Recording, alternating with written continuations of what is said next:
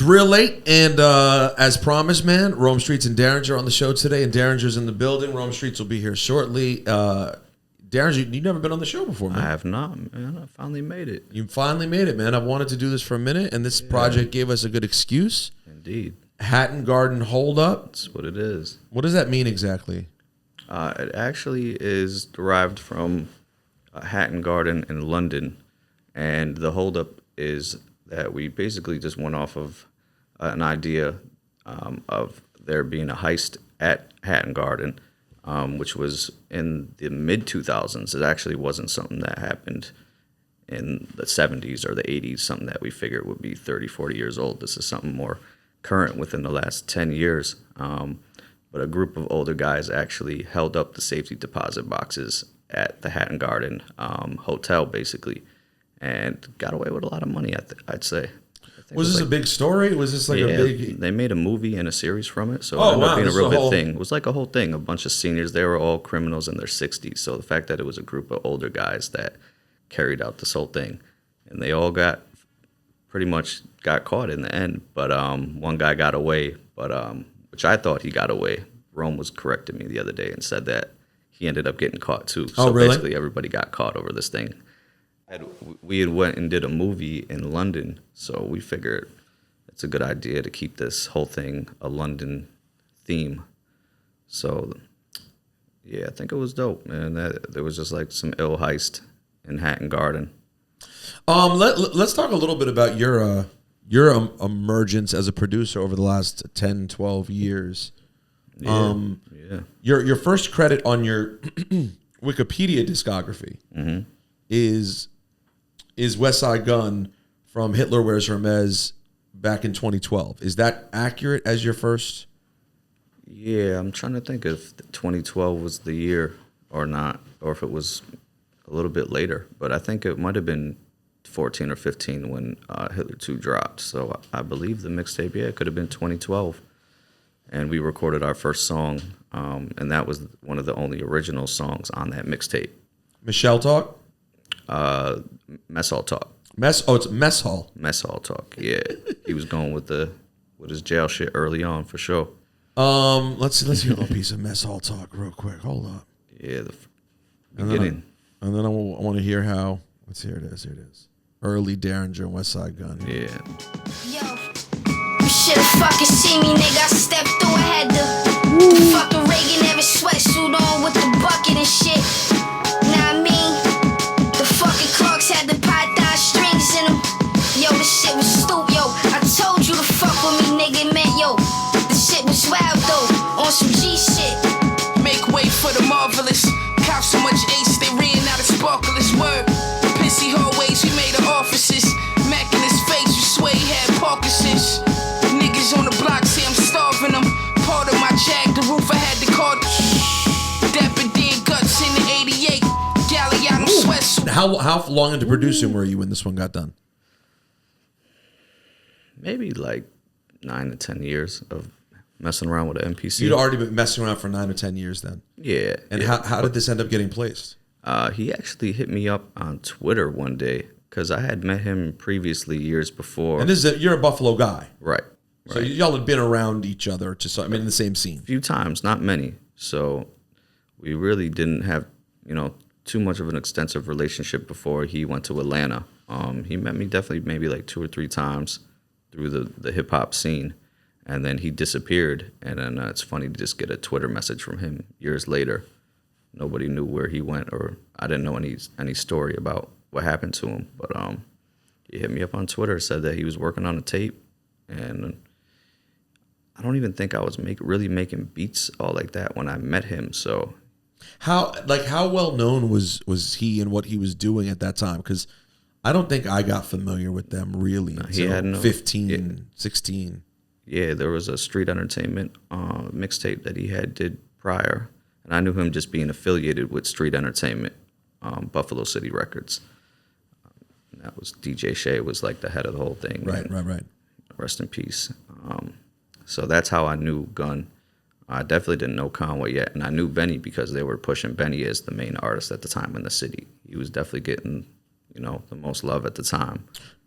Were you when you say he was getting the most love, did he have records that were actually moving around? Yeah, he had several mixtapes, a lot of songs, and they were really pushing him as like the guy out of the city to kind of. Do you remember the first Benny record that you heard moving around? Was there one that or was it just generally you saw his name everywhere because there were tapes? Yeah, that's what I'm saying. There was really a lot of songs, so to make one particular, to know one would be, I'm not sure if I remember, but I just remember he had multiple mixtapes that homies of mine were putting me onto at the time. And you were just a fan in the scene mostly, like going to shows, being out and around. Yeah, I was an underground DJ, so an underground DJ, got it. Right. So I was playing traditional hip hop and off of vinyl in the city. So I wasn't really doing, club nights and playing mainstream records for the most part. So it was literally just like 90s and 2000s rap records on vinyl. When did you start like going out to shows in Buffalo as a fan? Fan/DJ? Yeah, probably the mid 2000s, 2005 and up. And once we got hip to the Baby Steps scene, which was the underground scene in Buffalo, that's really when I wanted to pursue DJing. And it was like shortly after where I started to be able to be a part of that on a monthly basis.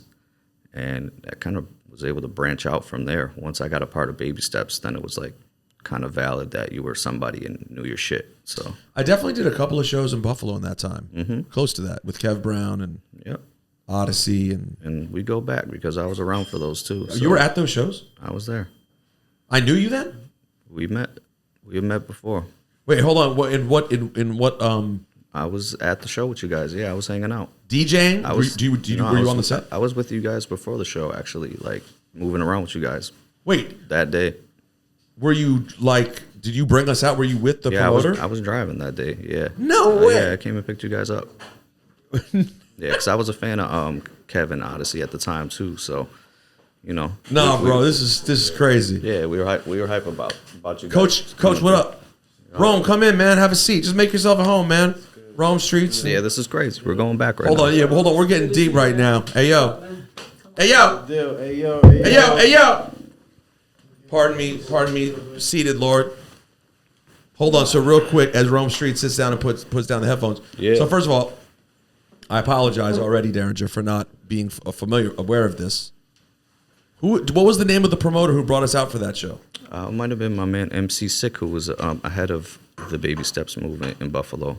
I'm not sure who else would have hit you up, honestly, but he was pretty much the guy that put together all the shows and this specific thing that this specific time that you're referencing. Yeah, this is a Kev show or an Odyssey show, or or do you remember? I thought we had. Oh, okay, maybe it was two separate things. Yeah, because I'm thinking that you guys were there together with both of them, but it might have been. It was two separate dates. I think it was once Odyssey and then once Kev Brown on a different date. Do you remember? Just please tell me out of curiosity.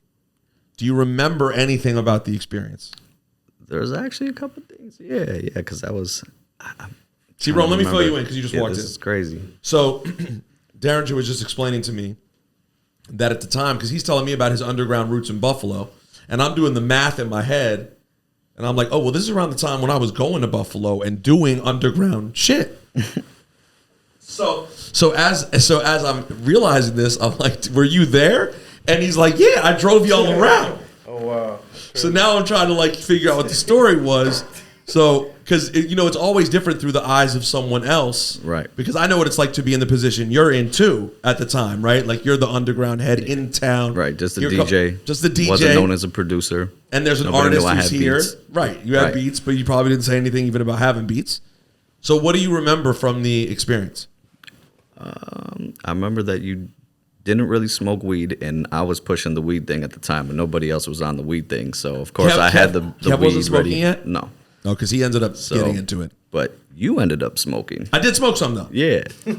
Yeah. Look at me having a good time. Yeah, and ended up getting twisted, and we had some laughs, man. It was a good time. Oh, man, that sounds great. This is the good old days. So that's hilarious. When you first got here, I was telling you about how I remember meeting lots of attractive women who had kids. Who knew it was that you were at the actual event that I was talking about? That's what I'm saying. It was all happening. Wow, that's crazy. Small scene, so we all knew each other for the most part. Rome Streetz, have you gotten to spend any quality time in Buffalo yet? I've been to Buffalo a couple times. I'm not gonna say like quality time. You know what I'm saying? I feel like quality time is like staying there for like a week.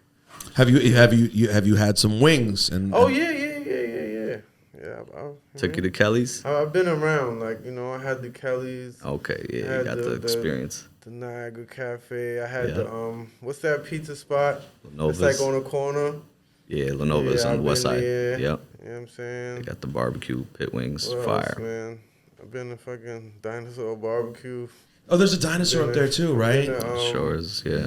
Been a lot of different things, man. So we're going through a little bit of Derringer's history. So Derringer's moving around Buffalo. You're a DJ. You're playing parties. You're kind of probably living. Now, did you play any commercial parties, or were you strictly underground? None, strictly underground. Only vinyl. Wasn't doing Serato yet. None and of even that. though people were on Serato, you were staying to vinyl. Yeah, wouldn't do it if it wasn't playing this, records. This is so on brand for where you ended up landing as a producer. It all makes sense, doesn't it? Yeah, it was If you hear this, when y'all hear the sounds on this project, you'll hear why this all makes perfect sense, because the grime and gutter vinyl, man, it makes perfect sense. So I was going to say we're sort of similar in that that's what I was doing in the DC area, except I would sell out and take the commercial gigs here and there to just make a little bag playing on Serato. Yeah, but my preference was always playing the real shit. Right. So at what point did people start knowing that you were doing more than playing parties, but like you had beats people should hear? I started working with a few of the homies that were close friends of mine in the city, and that's kind of how it started with the whole, just making beats and actually starting to make songs with some of my friends. A lot of that music is still unreleased to this day, but that's kind of how I got my name bubbling around the city, that, okay, he's able to make, beats for the kids that were around, that I was around for the most part. But I haven't really met everybody from Buff City Records yet, and Benny Conway, West Side. This kind of all came through the Baby Step shows, and me DJing. I'm trying to think when they used to come around. There was like a few different instances. So in the years after, showcases. around the time that we were just talking about, Yes. a few years after that, Right. I'm guessing in like the 08, 09, 10 kind of range. Yeah, I think it was maybe even as early as 2005. Oh, that early, maybe? 2006. But yeah, we didn't really like work from there. So it's like I was doing the underground thing. They were doing other things, kind of doing the more. Bunny was putting out more mainstream records, and Conway was doing similar things too. They were living in Atlanta, back and forth. So with Benny, were they going for like kind of like the street commercial record energy? Yep.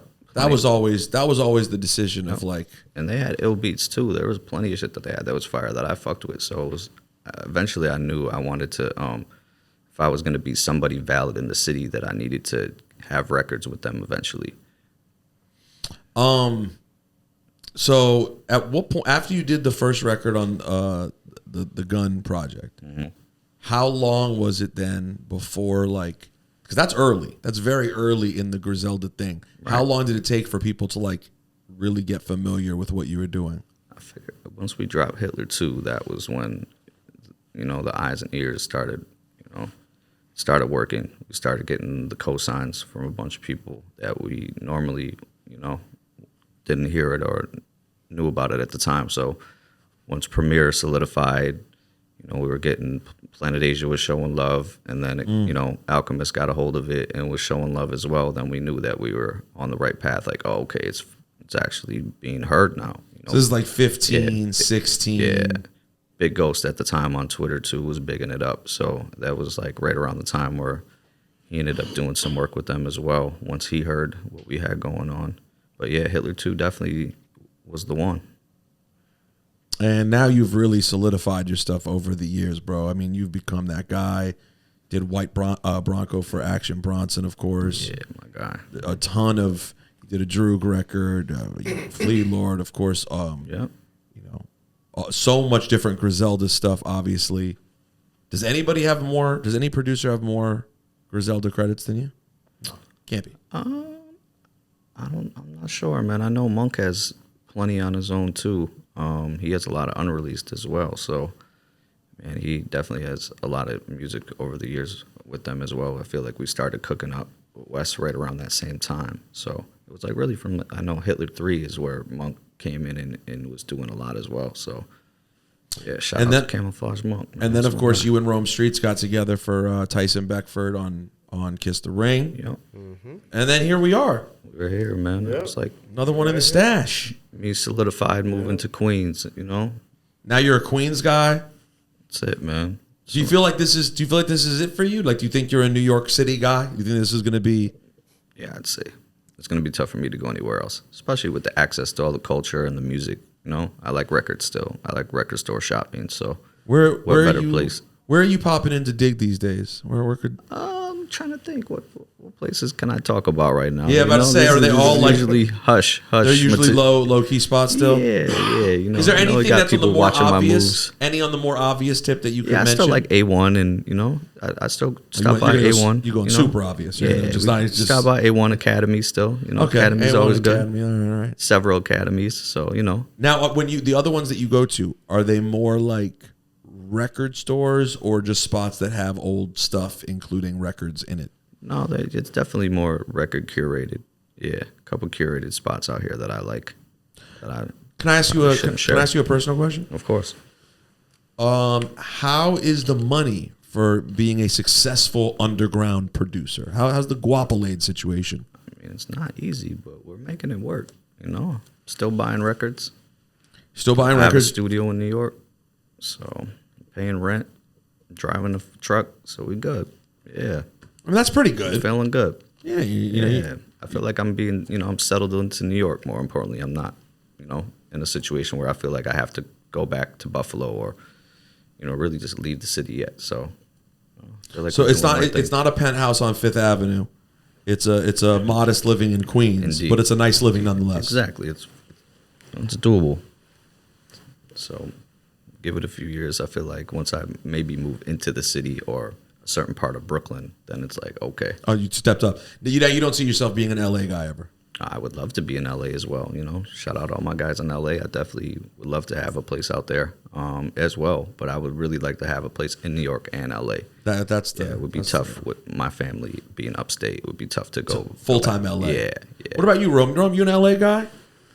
I'm a New York guy. I like LA though, but I wouldn't say no. I wouldn't move to LA because in my mind, when I move to LA, that means I'm rich. So. Yeah. So you're only doing that. You're only doing that if you're full on rich. Yeah. Right? If I move to LA, I'm on some house in the hills shit. Yeah, that's the only way to That's do how it. I'm on it. Now, would you say is the city that you are second most comfortable in London? I would say yes, only because like you know I got family out there and shit, but I'm not gonna say it's like yes because I just started going back there. You know what I'm saying? Like I wasn't there for like damn near 20 years. And How then many I years just were you took there some again? shit. I know we've talked about Like this before. 3.5. And then 20 off, and now you're going Yeah, back probably like as a musician. I wouldn't say 20. Like, let's say I was there from like 14 to like 17, probably close to 18.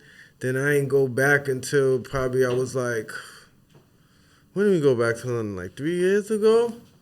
4 years ago? So I was probably like 33. You're right. So that's a big gap. You went from you became a grown up. Yeah, exactly. But, you know, like, I love London, but I like LA too. LA is fly. What other markets are checking the hardest for what you guys are doing? Australia. Australia fucks with it heavy. Like, you know, Japan. Have y'all been to Australia? Nah, I never been to I have Australia. one time. Where do you go, Derringer? I was in I was in New Zealand initially. This was literally when I first started DJing for Action. That was my first time in Australia. I was literally the first gig that I did with Action, maybe first or second. I went to Australia with him, and he had flat. festivals.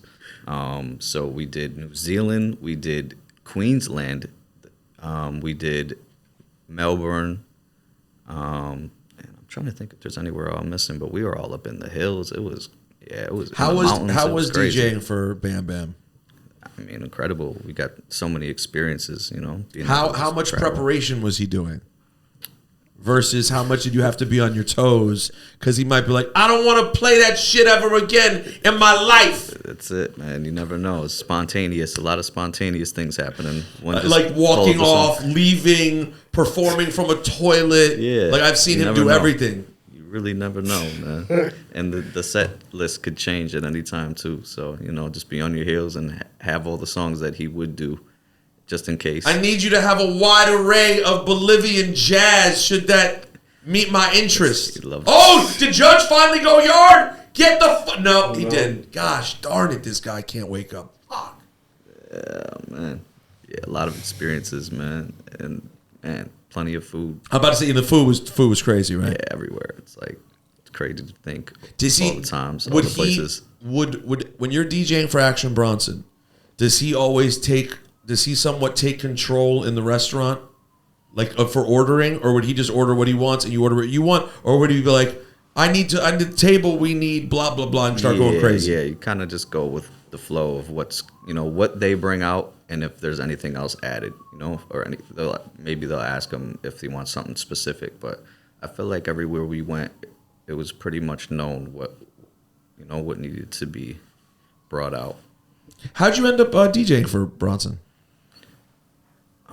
It was right around the time where we started working on music, and I really had aspirations to move to the city, and I was trying to figure it out. I was looking for a place, and he just at the same time too just needed a DJ, and I wasn't really DJing for anybody in Griselda at the moment, and I just really had time, and I was trying to move to New York, and it was based off of us just working on songs at the time that I was like, yeah, I could DJ. I'm available. I've done a few things, been doing it for years, so it's nothing to just play the set list and be that guy if you need me. And yeah. Have the two of you done a lot of shows together already? We have. Yeah, I was saying I was definitely DJing for Action solely for maybe the last at least 6-7 years prior to him getting with the HGH band. And what about the two of you? Did you guys what's your tour situation for Rome Streetz and Derringer? Yeah, we definitely got plans for sure. Yeah, we've done 2 shows already, and we definitely got plans to do more for sure. So we definitely need to, make a good run with this album. Definitely time to hit the streets. We're letting it marinate for a second, but we definitely going to spin a block. Spin a couple blocks. I'm trying to spin the globe, to be honest. Well, I mean, your name is Rome Streetz. There's a certain obligation you have to roam these streets. You have to. I have to. You know what I'm saying? It's in my nature at this point. It's time for me as well, I need to be back outside. It feels good to be back outside, Derringer, you're a single man? Or are you in a relationship? I'm in a relationship, yeah. A New York-based relationship? Buffalo to New York-based relationship. Got it. So does that still lead to you spending time in Buffalo, or mostly you still spend time here? Yeah, we both live here. Got it. Okay. Yeah. But it goes back to Buffalo? Yes. Wow. Yeah. So that kind of all helped work out into me moving to New York. Did you end up finding yourself a beautiful young Buffalo woman with a child? Not with a child, no. No children yet. No. Did she didn't have any? She doesn't have any kids. She ain't really from Buffalo. She didn't come to the table with kids? Yeah. No, that ain't real Buffalo shit right there. Yeah. Where's she really from? Rare occurrence. It really is. Rome, you're in a relationship, is right? Yeah. And you guys are both here, correct? Yeah. How long y'all been together? Like 14 years. It's that long? Yeah. I didn't know it was that long. Hell yeah. Damn, you're really dialed in. Yeah, man, we super dialed in. Are you trying to plant seeds upon the earth? Oh yeah, of course. That's coming. It's soon come. Yeah, soon come. No pun intended. I like this. This is the part of the show. Yeah, of course. Yeah. I gotta be. Oh, that's dope, man. So wait, y'all known each other since you were like in your 20 years old, something like that. Yeah, pretty much. Wow, that's a long run. Since we was kids. Man, grown, but in my mind, I was a kid. No, when you look back at it, that is pretty much like kids. By the way, for those who are going to be listening to this podcast a week late, I should tell you that the Yankees are on the board 1-0 in a game that is already over. They may already be eliminated by the time anyone's hearing this, but that was a big deal for me because I'm not a Yankee fan, but I'm just so into these playoffs. Giancarlo Stanton finally got himself a nice big double. Come on, it's only right. You live in New York. Well, listen, my wife said to me the other day, my wife is a complete fraud.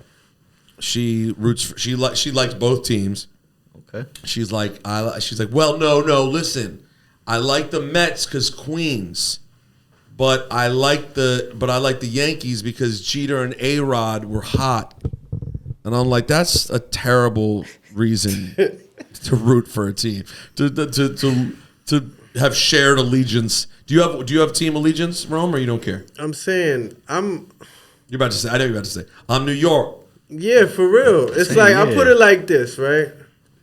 Like I'm always gonna be for the New York team, like.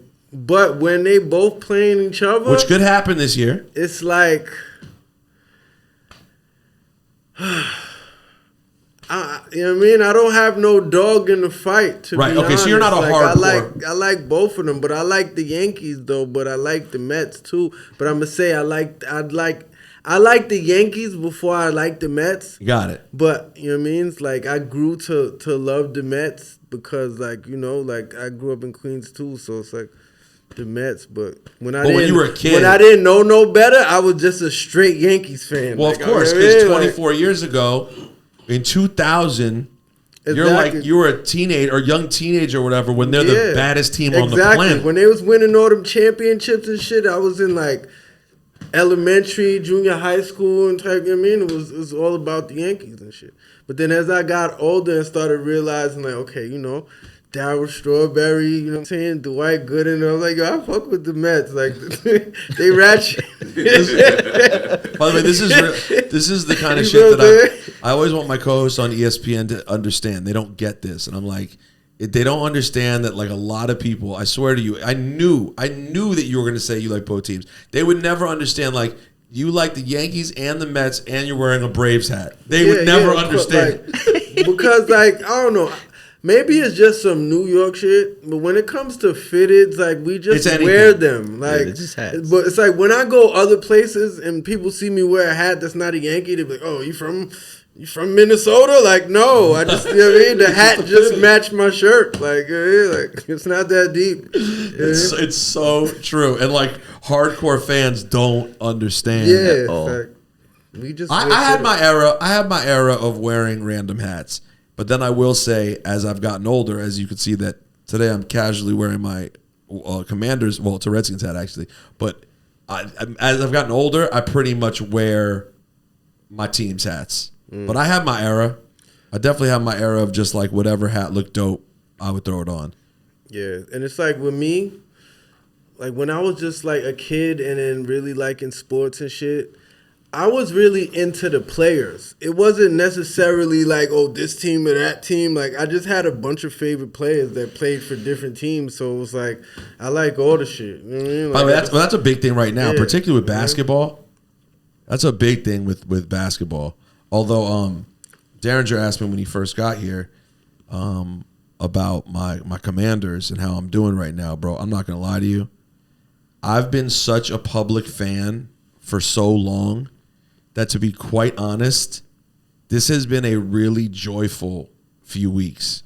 Like, people really do hit me up, like, excited for me. I had a friend, my favorite text I've gotten on Sunday, because by the way, I will say the one thing that's hard is, it is hard saying Commanders all the time. Like, even though I'm used to saying it, you feel like whoever you're talking to doesn't even know what you're talking about. Yo, I'm gonna be honest. You didn't remember. I didn't know what team he was talking about until probably like 10 seconds ago. And I was like, oh shit. Like, I had to look at the hat. I'm like, all right, what team wears that color? All right. I know. He means the Redskins. You know what's so crazy though? I seen like an article the other day, and they was like, yo, we never told y'all to change it. Like, there are people who say that. Yeah, it's a back and forth. There are people who say that. I as someone who's extremely progressive, who like leans towards my feeling on life is, if a group tells you they're hurt by something, change it. Right. I'm all good. So I was always in favor of change it because I'm like, Redskin is terrible. Like, that doesn't sound good. But then as the years went on, and I was on this early. As the years went on and it got more serious and the debate picked up, and I would hear certain native peoples be like, we don't really care about it. Like, I don't know. The weird part is 99.9% of Americans, we only know the word Redskin as the team. Yeah. So any sort of real racial association with it is weird because it doesn't mean anything to you except a team name. Right. Then you factor in like their logo. It wasn't some embarrassing Cleveland Indians logo. It was a really proud, cool looking logo. And you have people who feel like, no, it's cool. But the way I just assume, based on the fact that the team's original origins were super racist. Like they were the last team to integrate. They did a lot wrong back in the day. Oh, wow. Yeah, no, they were the last. The reason DC, if y'all ever spend much time in DC, there are a shitload of Cowboys fans in DC. Oh, wow. Shitload. And the main reason is a lot of black folks in Washington, in protest of the fact that the Redskins were the last to integrate, became Cowboys fans on some fuck them. Oh, wow. Then, of course, though, because life has a way of lifing, in 1987, they have the first black quarterback win a Super Bowl. Mm-hmm. So a lot of people are like, well, you know what? You know, so... And I remember that Super Bowl. How can I ever No, you remember the next one. Oh, the next one. You remember 91. 91. 91 was not good for y'all. No. 87 was Denver.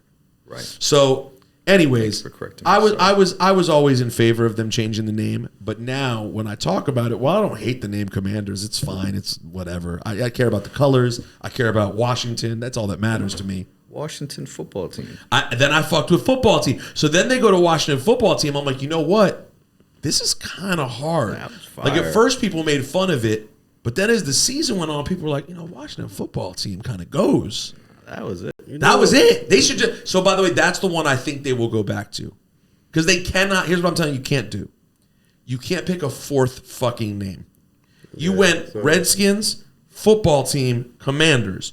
You cannot choose another. The only option now is back, and they're not going back to Redskins. Wait, they was called football team? Yeah, in 2020. Wait, what? Yeah. Washington football team? Yes. That happened in 2020. Wow, I didn't even know that. So it happened in 2020 when they were between figuring it out, and like they came up with a really plainish look. I got into it. I have a jacket. I have a starter. I have a pullover old school starter that's just Washington football team. It's just hard. Fire. That's gonna be worth something. Yeah, that's gonna be like a no. That'll be a piece. I bought it at a game. I went to the game and I went, wait, they have a pullover starter jacket? That's a piece. That was one of those moments when I was a kid. If I saw a starter jacket at the stadium, I don't know if y'all can relate. There is no chance I would be allowed to get that. I couldn't even consider that as an option. Been to a real football game? No, I don't. Never been to a pro football game? To a pro football game, no. You've been to baseball games? Yeah. And basketball, but never football. Yeah. I'll tell you what, the football experience sucks. I don't recommend it. I'm going this week actually. But I'm bougie. I only go in suites now. If a friend has a suite ticket, I go. Okay. I'm not going to fucking stand around in the middle of 70,000 people. No, I want a room with a bathroom and a bar. Yeah. It's not good. It's not like baseball. Unless you could go to the front for a minute and then go to the back into the suite if you're at MetLife. It's like baseball, for example. I don't need a suite. Baseball has its own charm to it that, like, sitting out in the crowd is kind of charming and fun. And football's a mess. People are fighting and drunk and fucking stupid. A lot of pre-gaming. I gotta go though. No, you should go. You should go. It's so crazy. Like when it comes to football, it's like when I first started watching sports. Like I just used to never like the team from New York besides the Yankees. Like I was a super duper Cowboys fan back in the day. Jesus. Oh man. Why? Just being a hater? Nah, because like my uncle was a Cowboys fan to the death. Like he's the one that like got me into watching football. And at that time, the Cowboys had the best team. Like they had like who they had? Troy Aikman, Emmitt Smith, Michael Irvin, they were rolling. Sanders. Russell Maryland, like they was crunching shit. So I was like, you know what I mean? I love the Cowboys. And then it's like I started watching football for a while. I was like, I don't really have a team. I'm getting depressed thinking about all this. It is what it is. Hey, listen, the Bills have a big game on. The day people are hearing this next Monday, Bills Jets. That's gonna be a big game. I don't know how the fuck I got to. I gotta go for the Jets, man. Yeah, and the Jets need it right now too, man. They need it bad. They need it bad. Wait, Bills need it too because they lost 2 in a row. So Now, Rome, I saw you at a you popped out at a WWE show somewhat recently, didn't you? Yeah, probably. I think. Oh, you popped out in the. It was a while ago. Was that SummerSlam? I thought. I can't remember. Yeah. It was in Detroit, right? Yeah, it was in the suite. It was in the suite with Gunn. That was fly. Yeah. That was SummerSlam, right? Yeah. This last so last weekend we had a show called Bad Blood in Atlanta. Shit looked crazy. And they invited all the rappers out, bro. I've been to a lot of. That's the reason I went to the show. I was not actually booked to work because it was a long story, but for tech reasons, they weren't doing what I normally do there. Okay. But I hit them up. I said, guys, you're going to have to find work for me because I'm not allowed. This is not about to be the hip hop wrestling show, and I'm not there. That's not happening. Yeah, that's you. So they found stuff for me to do. Nice. It was Killer Mike, Quavo, Metro, Baby, wow, Yachty. Oh, they lined up. No, they really. That was a PR stunt. No, they really came out. No, it was. No, but they look. By the way, but they're all. Mike is not that into it. Mike enjoyed himself, but his manager's super into it. Yachty told me he loved it as a kid, and but he wanted to go. He hit me up 2 months ago and was like, "Yo, can you hook me up? I want to go." And then the second he got there, he was just like, "Oh, I'm back." He was like, "It's crazy. I've been here for an hour and like I'm back." Like there's something about because Rome, you were up in the suite.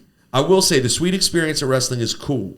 But when you go down there, front row is a different experience too. Nah, it's different. It's funny as hell too because it's just like it's right there, the action, the screaming, you can hear them talking. They're messing with the crowd. You're really like next to the diehard fans that like bleed the shit. So it's like, well, by the way, you in particular, because you be with West Side Gun. Yeah, of course. Who bleeds it more than anyone? Yeah, but he's like pulling up.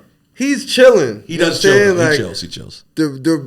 The regular people who ain't famous that don't care, you know what I mean? Like, their reactions be funny as hell. No, yo, listen, Gun, let me tell you something. Gun, I'm a huge wrestling fan. Obviously, I worked there. I've made it a part of my life. Gun loves wrestling different, bro. Your man will sit there, front row, by himself. Yeah, Dolo, plenty of times. Plenty of times. For 4 hours. And he's not on his phone all night trying to look cool. He's staring at the damn show, bro. Like he's inspired from it for sure. No, it's and Yachty was talking about that.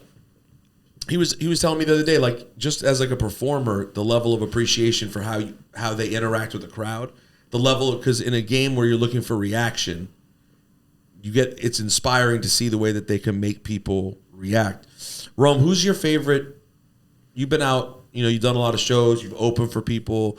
Are there any rap performers that like you particularly admire that when you see them rock, you're like, oh, I gotta get to that level? It's probably not anybody that I've performed with, but Travis Scott. He's playing right now as we record this. Oh, but you know, like I used to like. I seen him from his early days, like, you know, like I met him a couple times, like, you know, I've chilled with him and shit. Like, I remember like being backstage with him when he did Webster Hall. You know what I'm saying? Like, and I was just like, can you take me through that? How did that happen? Because that sounds random. Right. Rome Street's backstage, your manager's waving his arm. But what was the situation? Damn, how can I really say? Well, he can't really say it. He's shaking his head. He's unclear of how you could get there. All right, I'm gonna put it like this, right? I had a friend, and one of my friends was like, he was in a club or whatever. He was smoking weed in the club, and somehow he was just like next to Travis Scott and all his friends or whatever. And then one of Travis Scott's friends saw my friend and was like, yo, that weed's fire, like, you know? And then my friend called me, he was like, because he's like some like, I'm not going to say he's a nerdy white boy, but if you see him, you wouldn't even expect me and him to like chill with each other. Like, he's not like one of the white kids that's like into hip hop, but he is. He's not a Derringer. Like, yeah, exactly. So he was like, Rome, like, you know this rapper named Travis Scott? I'm like, yeah, hell yeah. He's like, yo, I'm right here with him in the club and da-da-da-da. Like, I'm telling him his friends about you. He's like, yo, you know, he raps and da-da-da-da. I'm like, all right, whatever. You know, give him my number or whatever. So I guess like one of his homeboys, it's my homeboy Jay Rich or whatever. Like he just ended up hitting me up one day. He's like, yo, Rome. It's like, yo, your homeboy gave me your number. Da da da da. So anyway, I went to go chill with him. I was like, yo, you know, like Travis Scott is his homeboy. And he was like, yo, he's about to do a show, whatever. He's like, yo, pull up. So I just like end up kicking it with them. You know what I'm saying? Like his homeboy ended up being my homeboy. He's from Houston, but he was living up here or whatever. So we always used to chill, be at his apartment smoking weed. So anytime Travis would do a show, like, you know, I'd rock out with them or whatever.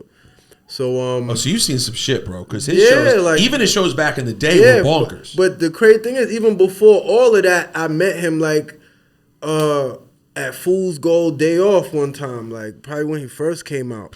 But anyway, like we ended up going to like Webster Hall or whatever when he was doing that shit with Young Thug, probably like one of his first tours or whatever. Yep. And I'm like, just like the energy he had performing, I'm like, yo, he's like, I fucked with his energy, like he was just different. I've seen a lot of different performers, but the way he was just like rocking the crowd, I'm like, yo, that shit is hard. And then I've seen him just evolve to the point where it's like, what does he do? Because like I haven't seen Travis perform in a long time.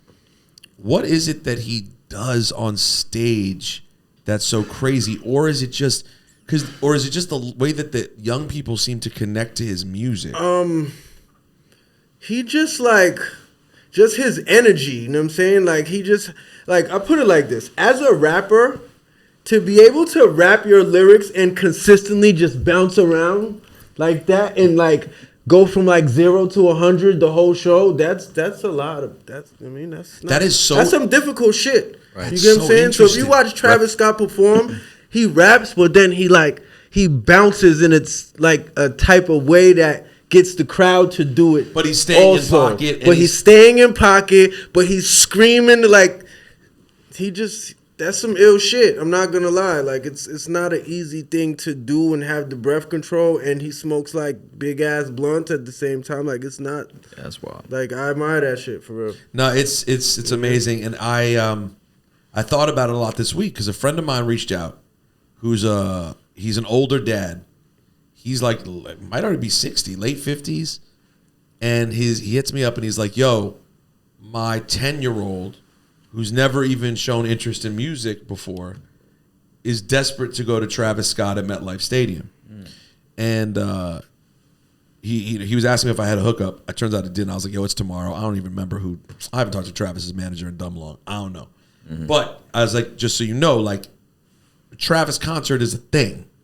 And like Playboy Cardi's opening, like these are that's crazy. The way that they connect to kids is like a different, and so it led to me thinking about it this week. Like, what is it as Diaz strikes out the last Philly and the Mets NLCS for the New York Mets? What's crazy about that whole wave? Just me being from the city. Like I remember when that shit first came out, like Travis Scott. You know what I mean? Like Playboy Cardi. Because like, like a lot of artists that are not from here, on their way up, they had to come here. They probably was living here, you know what I'm saying, for a couple of years, and they're like, they wasn't super duper famous, so they still interacting with the people in the street. Like I used to be in the same places as, like a lot of these artists, and I seen they come up, and it's like to go from like probably being in the club right next to them smoking, drinking, and now it's like it's 100,000 people at their shows and stampedes. It's like that shit is really crazy. Like I've seen a lot of artists, from when it first came to New York to now, they're like the biggest shit. But to getting to that level is insane. Yeah, it is. It is because it's not easy. It's not as easy as it looks. Sometimes, just being a fan of music, you might see an artist and then all of a sudden they're like the biggest thing, and it just looks like they went from 0 to 100 in a snap of a finger. It's like an overnight success, but it's like a lot of work that gets put in behind the scenes that nobody sees. Like it's a lot of ugly nights that go into this shit. Well, how about this? Even if you look at Travis specifically, I don't know if you remember this, but when Travis first came out and he got the freshman cover and all that, and I remember I hosted the freshman show the year he was on the cover at Best Buy. It was Best Buy Theater then, or Nokia, whatever the hell it was. I think now it's the Palladium. Travis at that time, the buzz around Travis was he signed to everybody. You remember that? Oh, see, the crazy thing He was signed to T.I. I didn't even really know like about that type of shit. I'm gonna be honest. Like the way that I rap, I never used to be in the mix of this type of rap back then. You get what I'm saying? Like I didn't know where none of this shit was happening. I used to like always be in like the trap scene. You get what I'm saying? Like that type of music. Like so I seen all of that shit flourish. Like a lot of my friends just put me on like, yo, listen to the Travis Scott shit. Like, what is that? You know what I'm saying? Like I was into like what the hell I was listening to back then.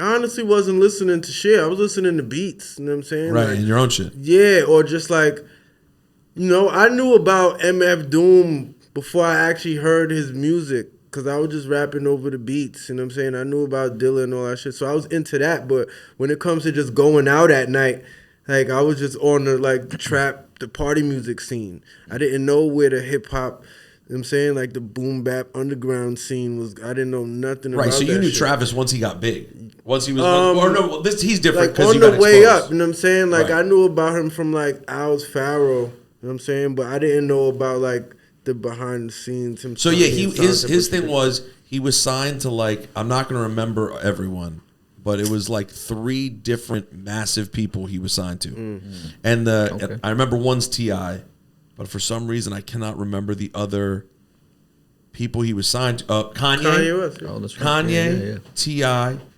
and there was one other person he was signed to. Wow. And everyone was like, what does this even mean? And like, is this dude a real? He started sounding like, because of that, it started appearing on the outside like, yo, this is just hypebeast bullshit, isn't it? Like, this guy's not, is this guy going to be anything? I remember that conversation. And if you were in the industry, you're not paying attention to everything he's doing. You're seeing he's a freshman, you're hearing the buzz. By the time the debut album came out, it was like, oh. And then by the time he got to the Birds in the Trap, Say McKnight shit, I think people really realized how impressive he was in terms of just creating the sound. Like, if you were to try to explain to someone who's outside of music what makes Travis Scott dope, it's kind of complicated. A lot of things. He's not a sick rapper. He's not a great singer. He's just a great entrainer. They put who that makes shit- great. Yeah, they put it together, music, man. He just makes good music. They put that shit together. Like the vibe that he's created is like he's literally created an entire vibe. The funniest thing to me is, let me ask you guys this: when you hear a Travis, last thing on Travis Scott, when you hear a Travis Scott record that you like, does that shit get you hyped or make you feel chill? Because I find Travis to often be chill. It depends on what song it is. You know what I'm saying? Because just, you know, I know about all his different eras. You know what I'm saying? Like, I liked certain shit he was making that he don't even make no more. You know what I'm saying? Like, my favorite Travis Scott shit is Days Before Rodeo. Which now is blown up again. Yeah. Because he re-released it, did huge that numbers. I really, like, super duper liked from him. I haven't listened to it yet. Is it really dope? Hell yeah. I never listened to Days Before Rodeo. I need to go back to that. Derringer, who is the hip hop you listened to growing up? I feel like once I got into the underground bag, and once I started listening to, all the Premier production and all the Wu shit and the Mobb Deep and pretty much all that, everything to follow with that, it was like, it was on, man. Premier was definitely the one for me that took me there. I was definitely on some crazy shit about Premier and everything surrounding Pete too, So you know what I love about what you did, Large Pro too. But what I love about what you've done with your music is you're not a copycat of any of them. There was a time. Oh, I'm sure there had to be. I'm sure your early shit was kick, snare, scratch, little sample. Like, I'm sure. Just wanted to program shit the same way, just cause just learning. Just like the type of beats that you immediately wanted to make because it was so influential, It's the reason why I had to start making beats. But no, the sound that you've gotten known for, it doesn't remind me of any of them. Okay. Honestly, I mean, that's what I like about you and Conductor.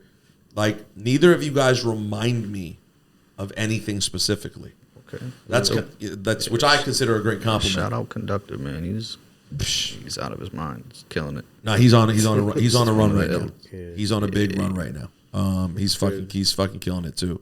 But yeah, like for a long period, every producer who like you heard make a new record, like and you remember this too, because Derringer, like you said, you were DJing out in the era when, you know, Primo was really bodying. Right, it was going and you know back to backs. Everybody was looking for their, you know. We all needed a boom in our life, right? Yo, when I heard this beat, I was like, yo, what the hell? That's like the best beat I ever heard in my whole life when I heard this shit. I was like, yo. Yeah, and it was a DJ record too. We really could just like drop that shit at any point in the night and it would splash. I think that for like underground heads, I think you can make a case for that being like the greatest underground classic of all time. Shout out Royce and And Premier then for even that. as That's crazy. As a rapper, like I wanted to rap over this beat so bad. Like it was it. I was like, yo. By the way, we should still do a freestyle over Yeah, this. everybody had to one have the day. instrumental. Man, everybody, this is like, I was young when this shit came out. What year was this? Like 99? Yeah. 2000, yeah, right around then. Like 13. I mean, 12. this might be I even was in better. high though. school.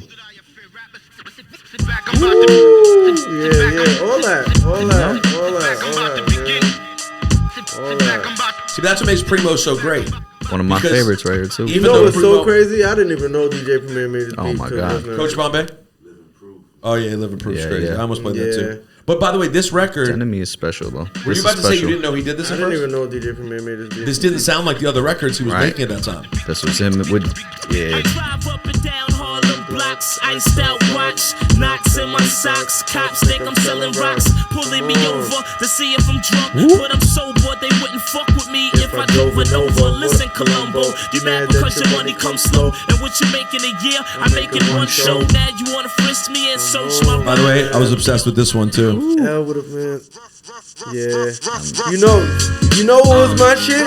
I'm gonna be honest. all this shit. My favorite DJ Premier beat. And tough to you know what I'm choose. saying? So many.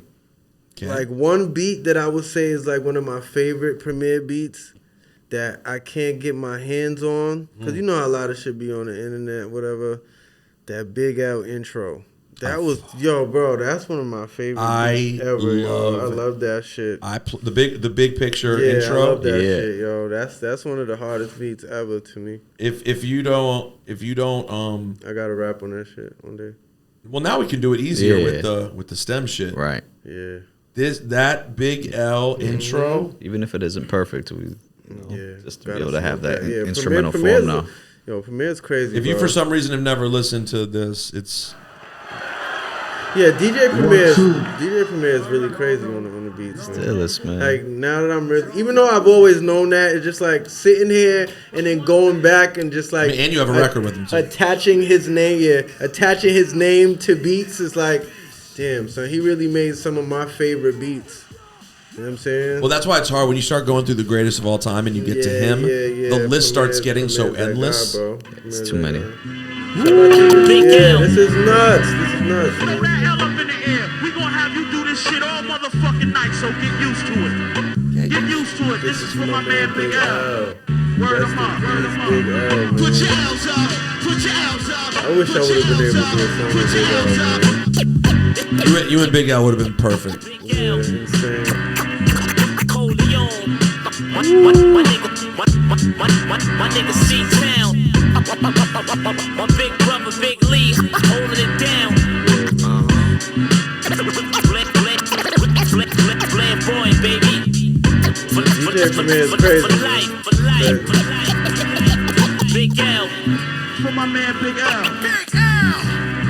Yo, you know the game plan. C-Town, that's my main man. We never bring luggage, we go shopping when the plane lands. Still run with the same clan, used to be a Kane fam. Everything I rock is name brand. Element your dame swallow. Your eyes don't shine and your chain hollow. Go. You frontin' clubs for hours with the same bottle. But as much, by the way, and it's funny because as he references Kane there,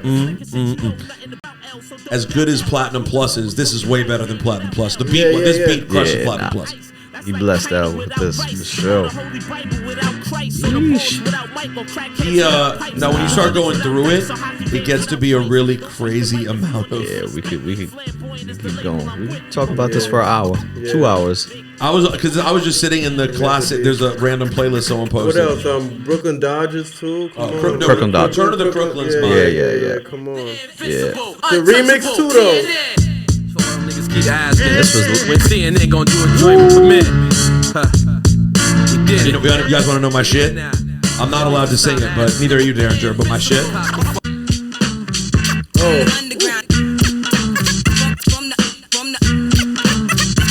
One of the first rap 12s that I had. Really?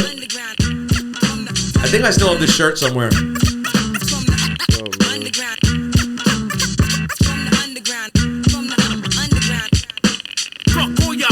Now, in the more traditional primo of that era, I love this one though. Okay. It's a sleeper too. I used to think Premier was from New York. Pete had a crazy beat on this record, on the Raw record too. I love the Pete one. What They Call Me, or was that? Yeah, that was What They Call Me, right? Yeah, don't mistake me, but I just remember Pete had a crazy beat on there. And what's crazy, I heard the All City record again recently too, and I forgot how good the All City Premier and Pete Rock joint was for All City at the time. Come on. So when Pete was in this bag, this was when Pete was in this like. This was like industry shakedown. Yeah, this was exactly his industry shakedown bag. Yeah. The all bass line, just the heavy bass line. Drums perfect. For starters, peace to all the martyrs and all the pioneers. Funky. Here's to a new breed abroad. Yeah, we like it raw. Coming to the floor, I'll be next to rap like Al Gore. Look up in the sky, it's a bird, it's a plane. No honey from. You guys listen to the Pete comment at all?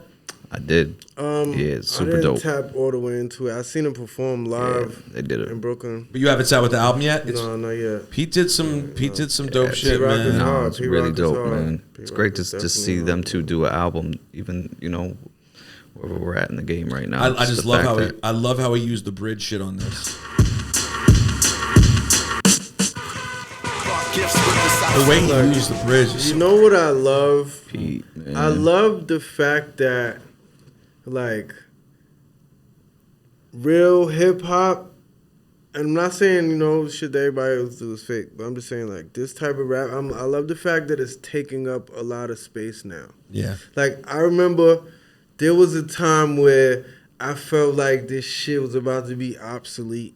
Yep. You understand what I'm saying? It was For nothing sure. but party music, trap music, just like mumble rap. You know what I mean? Like, it's like, where's the shit that I like to listen to? Why couldn't that exist on the forefront? And I just, you know what I mean? I just love the fact that it's back. Bro, listen, I'm telling you, it used to be I love this shit. in 10, 11. Yeah, when I first got here. Scary. Scary hour. When I first got here in 07, 08, 9, I felt like my show, I was playing my music for no one. I felt like there was no one was big yet. No one like when I first was playing Kendrick, Tyler, and all that shit, it was like going into a void practically. And then by like 12, 13, once Kendrick and Cole were kind of stars, this like underground thing came behind it. I don't think we talk about that enough. Like, we give a lot of credit, and rightfully, for a lot of the underground head, like Marcy, of course, Griselda, of course, all well deserving. But it is important to know, oh, that's a terrible job by Soto. Damn, they just gave up the lead. I think it was a bad play by, I could be wrong, but that's what it looked like to me. As much as the underground heads deserve all the credit in the world because they were making the music, it is important to remember that your TDEs, your Dreamvilles, a lot of that shit, your Odd Futures, right, that ended up blowing up and making a lot of money, they changed people's ears to a certain degree. to like listen for rap. Like there are younger people who are like, because Odd Future was cool, they started appreciating Alchemist music. You know what I mean? Like, because they're listening. And Mac Miller, God bless the dead.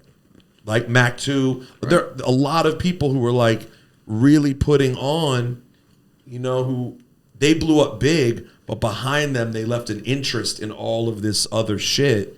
And now you're right, Rome. Like, there's so many ways to make a living in rap now. It's crazy. And I remember when all that shit came out, like, it was my homeboy's younger brother that put me on to, like, you know, Our Future and all that shit. I didn't even understand it at first. I was like, what is this? Because I was still, you know, rapping how I was rapping. I just felt like there was no lane for it. Right. Like, and the thing is, like, I didn't necessarily associate, like, the Our Future shit to, like, this type of shit. No, because it wasn't that similar like, at first. It was just, like, you know what I mean? Like, I didn't get, like, what are they rapping about? You get what I'm saying? But then you over time, it's like once I really listened to Earl, I was like, oh, this shit is hard. There are a couple of records. Like, couple of records. They used to slide, trust me. Like, remember this? Crazy shit. Couple records turned things. That song, That Ass or some shit? Remember this one? Though? Crazy. Yeah. I remember the video. But when I heard this, I didn't understand it still. I was like, what is this? You know what I mean? But when you listen to it now, it's related. Yeah. Absolutely. I'm not threesomes with a fucking triceratops. Repped hard, rapping as I'm mocking death rock stars. But you know what's so crazy? Snares all. You know what's so crazy? Like, that was wild. At that particular time, like, it's like I was making my own mixtapes and shit. Like, what was we rapping over? Like a lot of Flying Lotus shit, a lot of Jay Dilla beats we was jacking off online. Like a lot of Mad Lib, a lot of Doom shit, Damu the Fudge Monk. Like, we was really going in back then. And I just felt like, you know, I felt like I was the only person rapping like this. Not saying there wasn't people around. I just didn't have anybody in my network. Well, nothing was, and none was really popping that much. Yeah. So it was like everything was super duper competitive. It was like, oh, you hear this? Like, fuck that, turn that shit up, bro. You know what I mean? Like, you know who's rapping? Sky Zoo was out. Yeah. Torre was out. I heard about Sky Zoo. Terminology was out. I was locked up with his cousin and shit. Really? Lord, yeah. Remember this joint by Earl too? This was a fucking great record. Yeah. Something sinister. But you know what's so crazy? Pendulum swinging slower, degenerate moving. This is, I feel like when this song came out, they was like on. They were on. Like the shit they was dropping before this. That was the really wild shit. Yeah, that was the wild shit that made me like, oh, like this is hard. You know what I'm saying? I felt like that's when that Tyler was a little gone. bit like dumbed down down a little bit from what they was rapping before. Like that was when they got deals and shit. For sure. You know what I mean? What's I feel the like first shit before them was like more raw. I think it's the song called That Ass. That's the shit that made me like, oh yeah, that was the song that made me like really like fuck with them. And then you fast forward and here we are. Now we have a Rome Streetz Derringer album that people can stream easily get. Is there like, do you guys do vinyl and all that? We about to. Yeah. Not out yet? It's on the way. So vinyl's on the way and shows on the way? Shows on the way. Albums out. Shows, merch, all that. We about to put something fly together for everybody, you know. And then Rome, what's your next thing? Because I feel like every time you're here, there's a next thing that's usually pretty close behind. Oh yeah, there's always the next thing. You know what I'm saying? After you know, we spin around the world with this. Me and Conduct about to jump out. You know what I'm saying? Album? Yeah, hell yeah. You know, we've been cooking. Like, honestly. You've been saying that for a minute. I'll put it like this. Like, before, like, in my early stages of my career, I used to just, you know, I was always just making shit. As soon as it's done, it's coming right out. Like, now I have, a different formula where I'm kind of, like, you know, taking more time or just, you know, instead of I'm about to put an album out, I want to do 10 songs. Instead of just doing the 10 songs and it's done, I might do, you know, 20 songs. Or I might do 15 songs. So it's like, I've been working on the Conductor shit since like I started fucking with Griselda. Like there's songs that I'm probably going to put out that I made when I was making Kiss the Ring. You understand what I'm saying? So it's like me and Conductor got a lot of music. And it's like the same way with me and Derringer. Like once we locked in, we just always making songs. So it's like we got a lot of music. And then you have lots to choose from. Yeah. So it's like even, you know, we probably had 2 albums worth of songs before we dropped this album. You know what I'm saying? So me and Derringer, we still got a lot more shit in the tuck. It's called Hatton Garden Hold Up. Yeah, and it's out right now. Guys, thank you for coming through. Appreciate you, man. You have an open invite, as you know. So you just let me know. Appreciate that. That's love, man. All right. Let's play some. Let's play a joint to roll out with. Let's play the last joint on the album. Heavy Traffic off that Rome Streetz Derringer Hatton Garden Hold Up. We've covered every angle. Thank you, guys. Everything can go wrong. Just the cops waiting for you to make a mistake.